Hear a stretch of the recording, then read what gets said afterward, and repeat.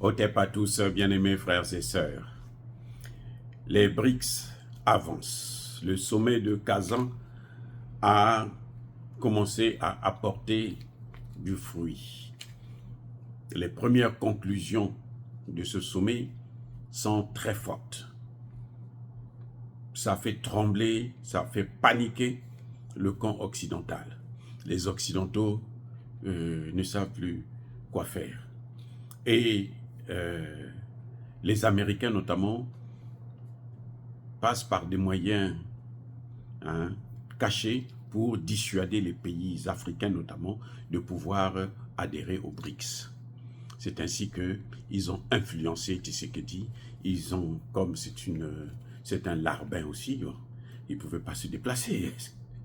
Voilà, c'est un peu cette tactique qu'ils sont en train de mener pour faire en sorte que les pays, d'autres pays ne puissent pas rentrer dans les BRICS. Mais c'est peine perdue, le mouvement est allé pour casser, mettre à mal tout ce qui est le G7, le G20, l'OTAN, le G7 défense.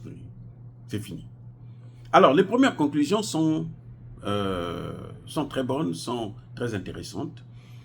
Et ils décident quoi? D'abord, les BRICS souhaitent continuer à s'élargir. Donc, ils vont recevoir d'autres pays. C'est vrai qu'ils ont dit que les adhésions sont suspendues, mais on sait au moins qu'on a maintenant une idée qu'il y aura un système, il y aura des partenaires et il y aura des observateurs. Donc, les postulants vont être classés dans ces deux camps. Et c'est après ça maintenant qu'ils pourront être des membres à part entière. Les conditionnalités vont être définies par les actuels membres du BRICS. Donc l'élargissement, après l'élargissement, les BRICS décident de renforcer le traité de non-prolifération des armes nucléaires. Ah, ça, c'est un grand coup à la Russie. Ils ont tenu à rappeler ça plutôt un grand coup à l'Ukraine. Ils ont tenu à rappeler ça pour le chantage que l'Ukraine a fait. Vous savez, Vladimir Poutine a dit que l'Ukraine a toujours voulu avoir l'arme nucléaire et avoir la capacité nucléaire. Et donc, c'est ce qu'elle est en train de faire en ce net moment. C'est ce qu'elle est en train de chercher. Mais la Russie s'est engagée à ne jamais laisser faire. Oui. Parce que la démilitarisation, justement, c'est ça. Et ça, c'est l'un des objectifs de cette guerre que nous avons actuellement en Ukraine. Donc, si l'Ukraine veut se lancer dans ça, il faut savoir que la guerre, là, n'est pas prête à s'arrêter. Donc, les BRICS mettent un frein à ça. Les BRICS demandent à ce que ce soit les États-Unis, que ce soit les pays européens, qu'ils ne puissent pas soutenir l'Ukraine à obtenir cette arme. Maintenant, ils passent ils condamnent l'impact négatif des sanctions illégitimes sur les économies ou l'économie mondiale. C'est-à-dire que les BRICS se disent que, le fait de prendre des sanctions contre la Russie, contre l'Iran, contre le Soudan, contre la RDC, contre des sanctions qui n'ont ni tête ni queue, qui sont guidées par les intérêts de ces puissances occidentales, ça a un impact sur l'économie mondiale. Le commerce ne peut pas bien fonctionner comme ça. Eh oui, les BRICS sont clairs là-dessus. Alors, les BRICS nous veulent assurer une participation active des pays du Sud global, notamment des pays africains, au processus de décision dans ce monde. Là, on parle de l'ONU, puisque le secrétaire général de l'ONU est là, c'est une occasion pour lui donner sa part de gâteau. Il rencontrera demain jeudi le président Vladimir Poutine, et ce tête-à-tête, nous allons voir qu'est-ce qui va sortir de là. Bref, les BRICS saluent l'intérêt des pays du Sud global pour l'unification, contrairement à ceux qui les divisent. Vous voyez comment les Américains sont en train de diviser la RDC, le Rwanda, la RDC, l'Ouganda, la RDC, le Congo-Brazza, la RDC, le Centrafrique. Bon, là, au moins, les choses sont en train de se rapprocher. La RDC et l'Angola, alors que ce sont des pays qui appartiennent à une même famille. Mais eux, leur spécialité, c'est diviser. Donc les BRICS disent non, les pays du Sud veulent l'unité, hein, le Sud global veut l'unité, il faut encourager ça. Et ils sont contents de constater que ces pays-là, de plus en plus, sont intéressés par l'unité. L'unité, et cette unité-là, vous la trouvez dans les BRICS. Eh bien, c'est ça ce que ça veut dire aussi. Hein. Alors, les BRICS sont préoccupés par l'escalade de la guerre au Soudan. Nous savons que la guerre au Soudan, c'est les Occidentaux qui ont déclenché cette guerre parce que la Russie devrait avoir sa première base militaire en Afrique et notamment au Soudan. Et c'est pour ça qu'ils ont créé cette guerre de toutes pièces et maintenant ça fait des dégâts en Afrique pendant qu'eux-mêmes ils sont là, ils dorment au chaud. Donc les BRICS appellent carrément à un cessez-le-feu le plus rapidement possible. Les BRICS veulent la création d'un État palestinien, les amis. Et ça, devant le secrétaire général de l'ONU, il a pris conscience que les BRICS veulent un État palestinien. Eh oui. Les BRICS sont contre la politisation de la lutte contre les crimes transnationaux. Les gens qui, lorsqu'il y a une situation quelconque dans certaines crises, alors eux, ou bien on voit par exemple le terrorisme, eux, ils veulent en faire une arme politique. Vous voyez comment les Français, ils invitent des terroristes sur la chaîne française, l'une des plus grandes, France 24. On appelle un terroriste qu'on appelle Amadou Koufa pour venir s'expliquer, s'exposer, parler comme s'il était chez lui. Ça, Dieu merci, aux États-Unis, je n'ai jamais vu ça. Bon, peut-être que ça se passe, mais moi, je n'ai jamais vu. Donc, les BRICS condamnent ce genre d'attitude-là parce que la France a des problèmes avec les pays du Sahel, mais elle a des problèmes avec le pays du Sahel parce que justement, c'est elle qui a mené le terrorisme au Sahel, avec bien sûr ses alliés américains et européens. Donc, ils n'ont qu'à assumer les conséquences de leur mauvaise gestion d'un continent qui ne leur a jamais demandé de les prendre en esclavage, les coloniser ou les néocoloniser. Les BRICS condamnent ça.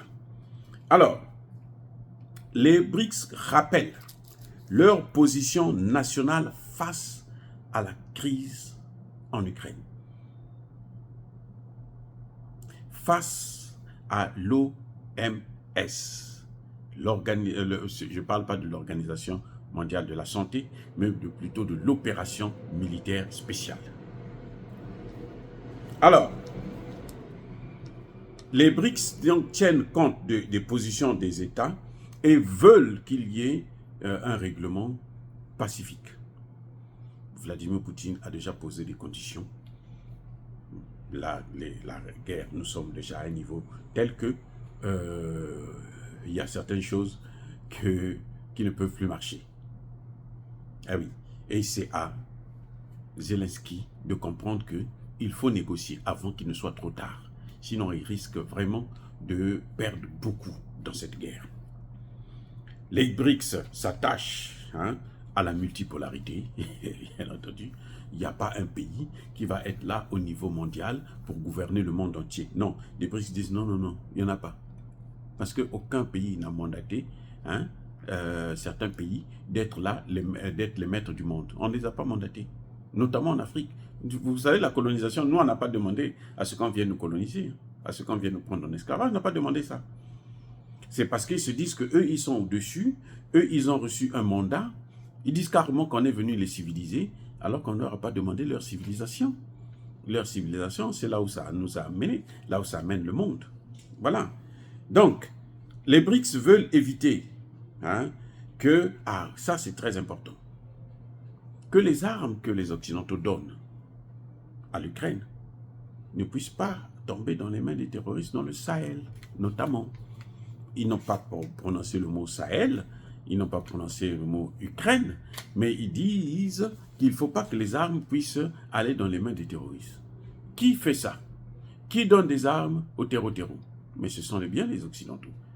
Ce n'est pas les BRICS. Les Russes ne négocient pas avec des terreaux. Ce sont les autres qui travaillent avec eux. Je venais de vous dire tout à l'heure que sur les chaînes de télévision françaises, les terreaux du Sahel, ils sont chez eux. Ils sont chez eux. Je pense même qu'ils devraient habiter en France. Quand il y a des problèmes, ils vont se cacher en France, en passant par l'Algérie, par la Mauritanie et autres. Voilà. Donc, voilà, les BRICS veulent mettre en œuvre le partenariat économique. Et ils veulent des réformes de l'ONU. Hein? Vous savez, depuis un certain temps, les pays africains sont en train de demander 1 ou 2 sièges. Pour moi, ce n'est pas l'important, parce que les pays africains sont eux-mêmes déjà divisés. On ne peut pas donner 1 ou 2 sièges à des pays qui ne savent même pas ce que c'est. C'est des pays qui ne sont même pas souverains, qui ne veulent même pas avoir la souveraineté. Oui, les pays africains ne veulent pas avoir la souveraineté. Ils ne sont pas capables de sortir d'une monnaie coloniale. À quoi ça sert de réformer l'ONU en leur faveur? Laissez-les, personne. C'est-à-dire que Thomas Sankara l'a dit, un peuple qui ne se révolte pas de sa souffrance ne mérite pas qu'on puisse s'apitoyer sur son sort.